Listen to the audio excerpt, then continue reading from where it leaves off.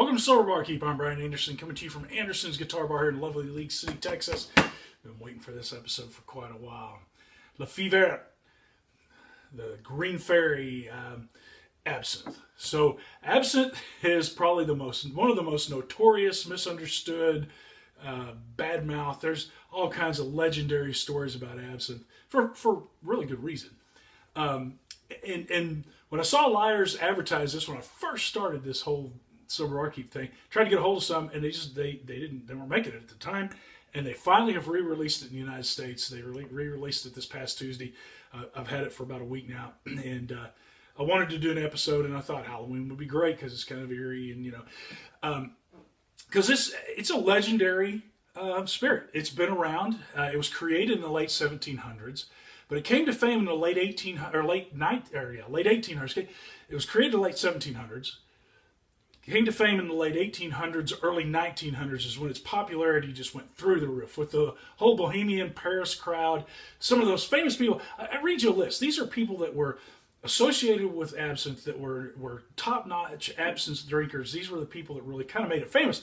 And it's some pretty amazing names. You got Hemingway, you got James Joyce, Baudelaire, Verlaine, Rimbaud, Henry Toulouse-Lautrec, Pablo Picasso, Van Gogh, Oscar Wilde, Marcel Proust, Edgar Allan Poe, Lord Byron.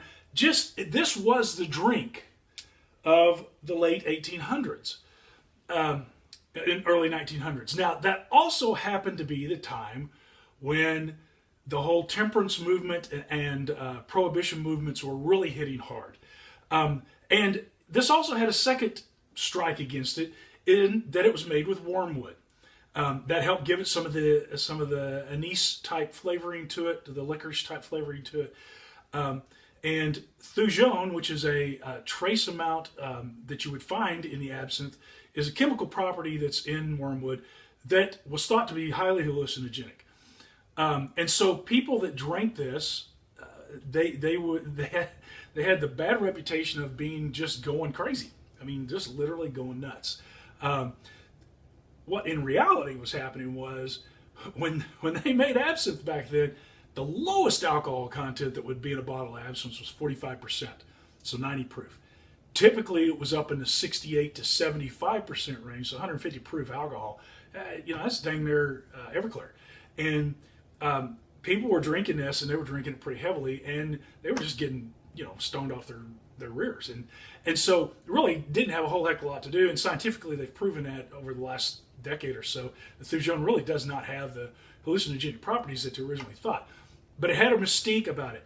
In fact, there was a famous murder trial that went on that helped end up eliminating this from the market for quite some time, where a man did 3 drinks of absinthe, killed his family, and they blamed it on absinthe. Well, what they failed to mention during the trial was the guy had drank 2 bottles of wine in the previous few hours before he had a little bit of absinthe and then went crazy. So I'm sure there's a lot of backstory there.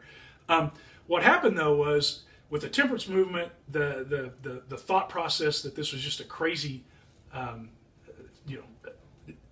inducing alcohol product that would just make you go nuts. In fact, some of the greatest artists of the time, there's some really famous paintings that are wrapped around absinthe that have absinthe in the name, about absinthe drinkers, and they show them just like zombies.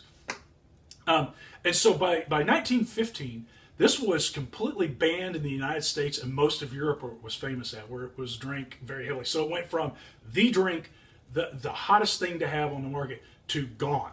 And it was gone until the 1990s. In the 1990s, it started. Actually, earlier than that, it started showing back up in Europe again. But then the United States market demanded it. It came back, and so it's got a revival. And now the alcoholic version of this is back on the market in multiple forms that you can buy. Most of them have none of the Thujaune in it because it's got a reputation.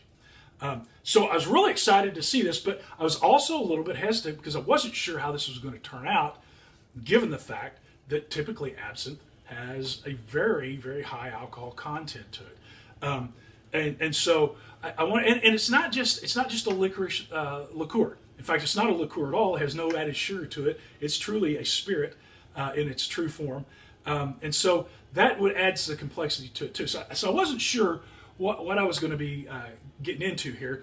So let's just take a look at this and see what we've got. So I'm just going to pour just a teeny little bit of this, and it's got the nice light chartreuse color to it. It's not, you know, it shows up really dark green in this bottle, but when you pour it, it looks exactly like absinthe. The smell is just dead on, and that's pretty easy because it's kind of got that licorice anise smell to it. That's pretty easy. When you try it though, it's lacking because, you know, 60-70% alcohol. You got that, you know, fire-breathing dragon effect. You don't have that, but all the complexity is there. It's got the anise flavors, but that's not all that's there. It's got some really strong complexity going on, really smooth, a long lingering aftertaste to it. So the fact that they nailed that is just absolutely amazing to me for something that is known to be very, very high alcohol. And for this to be a non-alcoholic version of this really just kills it. I want to build the classic absinthe drink with this.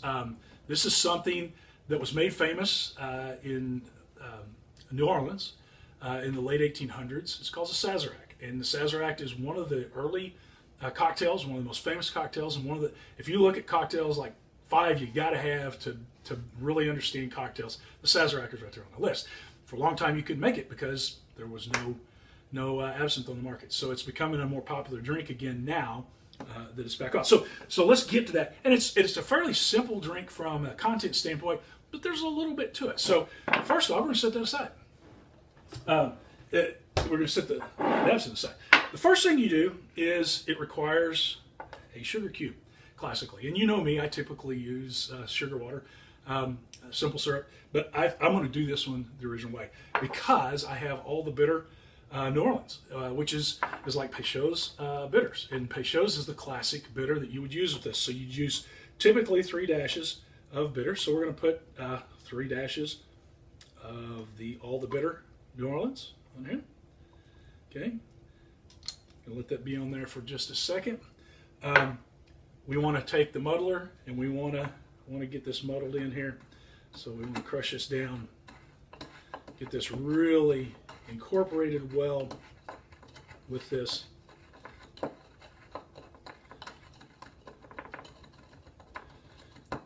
Okay, then we're going to add 2 shots of Lyre's American Malt. Rye whiskey is typically what's used. There's not any good non-alcoholic ryes out there right now.